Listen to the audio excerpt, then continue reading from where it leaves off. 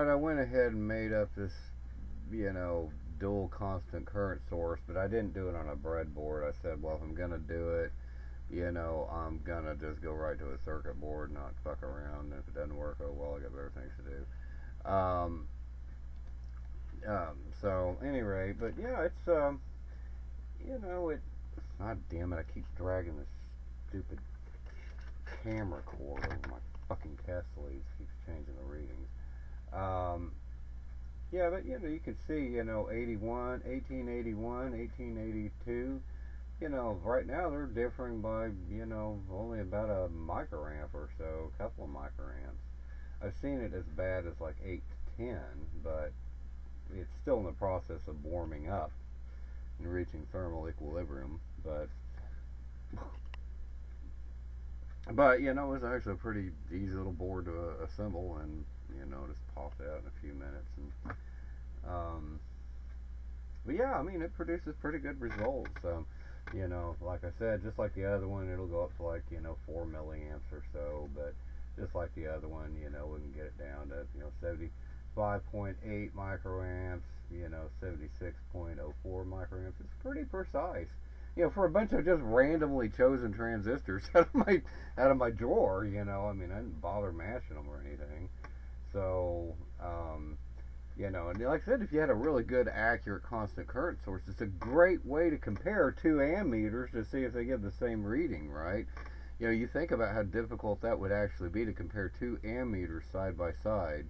It's easy to do, with voltmeters, because you could hook them up to the same circuit, although they might interfere with both each other a little bit because of their impedances, but at least it would be, mutual, I would think. But you can't really hook two ammeters up right side by side to the same circuit, but yeah, if you've had a good, like, certified, current mirror, you could test two ammeters. And like I said, I rigged this up, I left little, tails on it and everything for, so that I could attach shit to it. But, I also got it so it's a split supply, so again, I could, try that little theory I was talking about having one side on a different power supply than the other at some point. I'm not going to do that today, but, so you could control it with voltage instead of changing the resistance, like I am,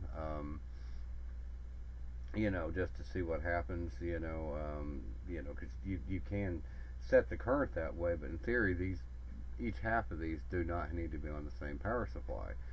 Just like wasn't the case with that constant current sink I built with the FETs, and I, split the supply. In theory, the same principle would apply identically here.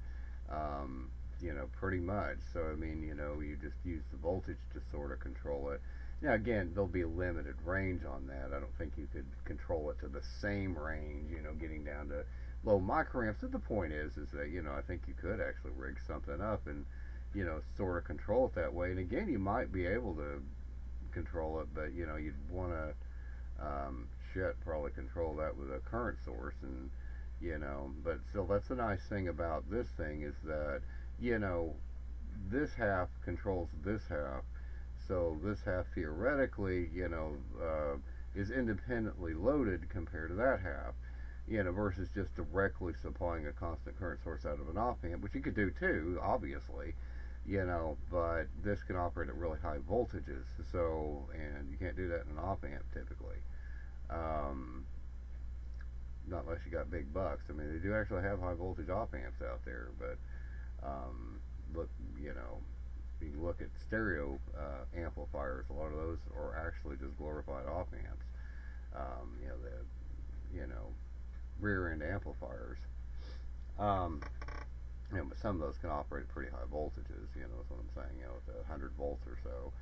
But and they're not super duper expensive. But if you want to go higher than that, I mean, I've seen high voltage op amps, but those ain't going to be cheap.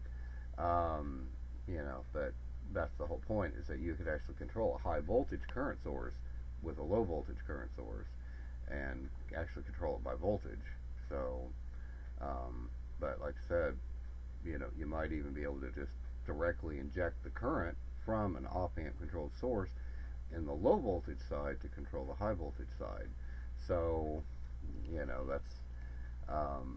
You know, those are just some ideas, you know, because again, theoretically, this side here does not need to be, you know, on the same voltage rail as this side. And like I said, depending on, you know, how true that is, yeah, I mean, you know, you could control a high voltage supply with a low voltage op amp.